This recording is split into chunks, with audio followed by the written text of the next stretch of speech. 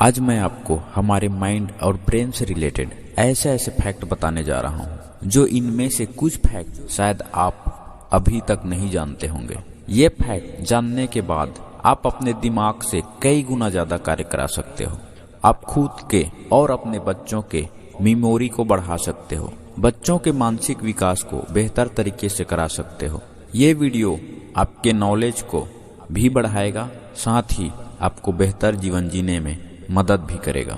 यदि आप हमारे ब्रेन के फैक्ट के बारे में जानने के लिए इंटरेस्टेड हैं और एक्साइटेड हैं तो इस वीडियो में लास्ट तक बने रहें। आगे बढ़ने से पहले चैनल सब्सक्राइब जरूर कर लीजिए। अरे कर लो मेरे प्यारे दोस्तों, सब्सक्राइब करने के कौन से आपको पैसे देने हैं, फ्री तो है। चलिए अब आगे बढ़ते हैं। फैक्ट नंबर 1, हमारा ब्रेन बाहरी इंफॉर्मेशन ना प्राप्त होने की स्थिति में भी कार्य कर सकता है। यदि कहीं से भी इंफॉर्मेशन ना मिले तब भी हमारा दिमाग कार्य कर सकता है। फैक्ट नंबर 2, इस दुनिया का सबसे शक्तिशाली यंत्र हमारा ब्रेन है। मतलब ब्रेन से ज्यादा पावरफुल मशीन इस दुनिया में और कोई नहीं है। फैक्ट नंबर 3, एक एडल्ट ह्यूमन ब्रेन 1 किलो 360 ग्राम का होता है, जो अखरोट की तरह दिखता है। फैक्ट नंबर 4, हमारा ब्रेन लगातार कार्य करते रहता है। जब हम सोते हैं तब भी हमारा ब्रेन एक्टिव रहता है। फैक्ट नंबर 5, ब्रेन शरीर के द्रव्यमान का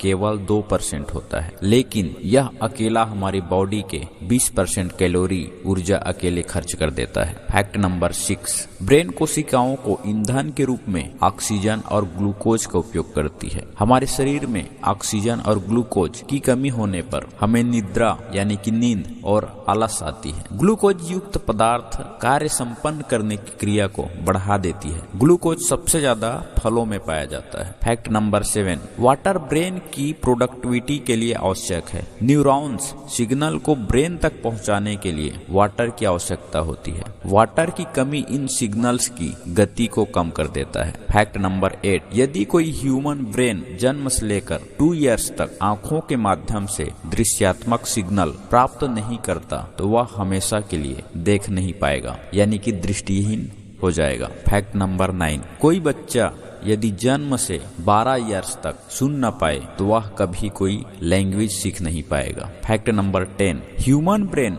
उन इंफॉर्मेशन को ही स्टोर करता है जो उसके लिए मीनिंगफुल है तथा इम्पोर्टेंट है। फैक्ट नंबर 11, मानव ब्रेन में इंफॉर्मेशन को स्टोर रखने की असीम क्षमता होती है। ब्रेन को जितने उपयोग में लाया जाएगा वह उतनी ही ज्यादा इंफॉर्मेशन को स्टोर करेगा। फैक्ट नंबर 12, 12 वर्ष की एज तक बच्चों की ब्रेन बोलचाल की भाषा को ग्रहण करने की क्षमता अधिक होती है, यानी कि किसी भी भाषा को सरलता से सीख पाता है। लेकिन इसी आयु में अधिक टीवी या मोबाइल का उपयोग बाद में पढ़ने की योग्यता तथा अंक संबंधी कैलकुलेशन करने की एबिलिटी को कम कर देता है। फैक्ट नंबर 13, महिलाओं के ब्रेन में भाषा संबंधी एरिया में न्यूरॉन्स का घनत्व पुरुषों से ज्यादा होता है। फैक्ट नंबर 14, टेस्टोस्टेरोन रिसेप्टर से परिपूर्ण एमिगडाला जो इमोशंस के सिग्नल के प्रति प्रतिक्रिया करता है, लड़कियों की तुलना में लड़कों में अधिक